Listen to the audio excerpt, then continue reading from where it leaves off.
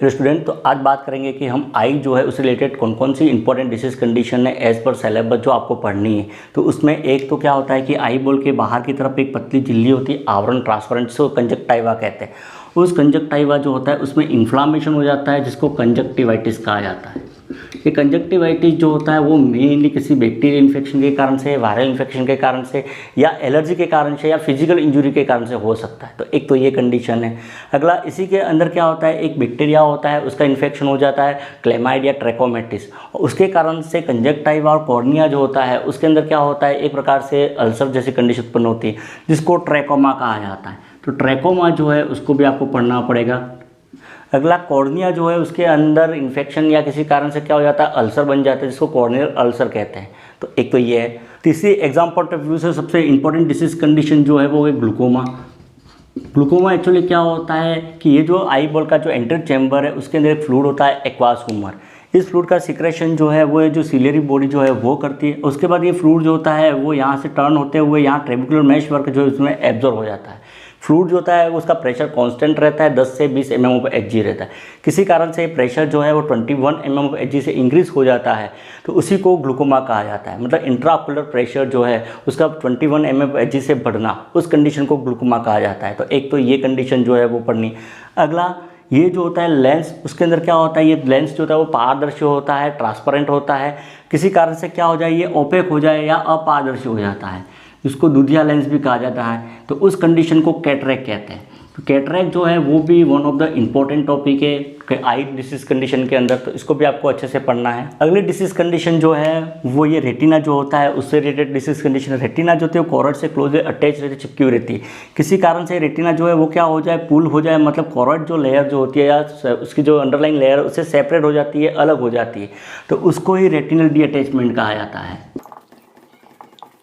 तो एक तो डिसीज कंडीशन जो है वो आपको पढ़नी है, रेटिनल डीअटैचमेंट, जिसमें रेटिना जो होता है वो अन्य लेयर जो होती है जैसे कॉर्ड है तो उससे सेपरेट हो जाती है। तो ये भी एक इंपॉर्टेंट डिसीज कंडीशन है।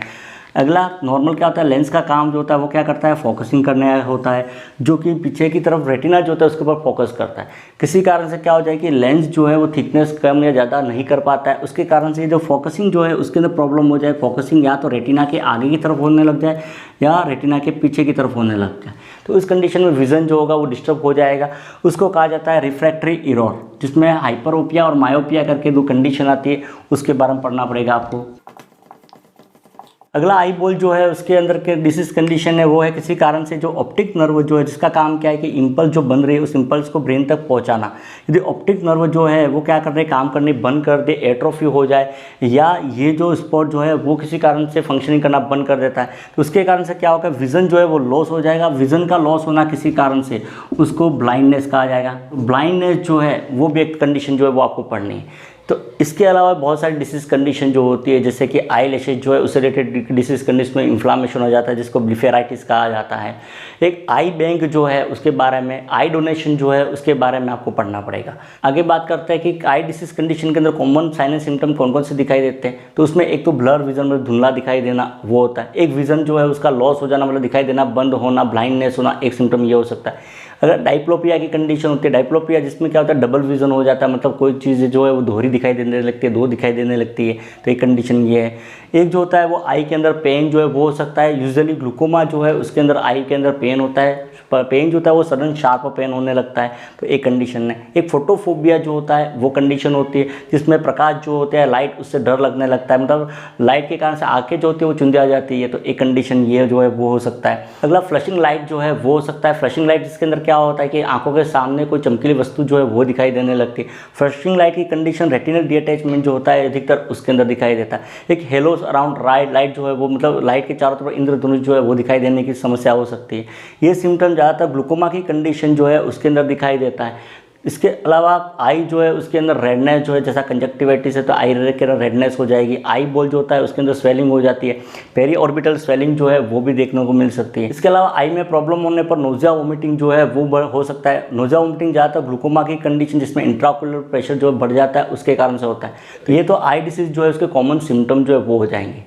लास्ट में बात करते हैं कि आई डिसीज जो है उसका कॉमन डायग्नोस्टिक इवैल्यूएशन क्या रहेगा। तो आई डिसऑर्डर के अंदर एक तो ऑप्थेल्मोस्कोपी की जाती है। ऑप्थेल्मोस्कोपी के द्वारा ये जो नॉर्मल फंडस जो होता है आई का उसको विजुअलाइज किया जाता है। विजुअलाइज करने पर क्या होता है, ऑप्टिक नर्व जो है उसके अंदर एट्रोफी या यहाँ पर एडिमा जो है वो दिखाई देता है। तो एक तो ये हो जाएगा।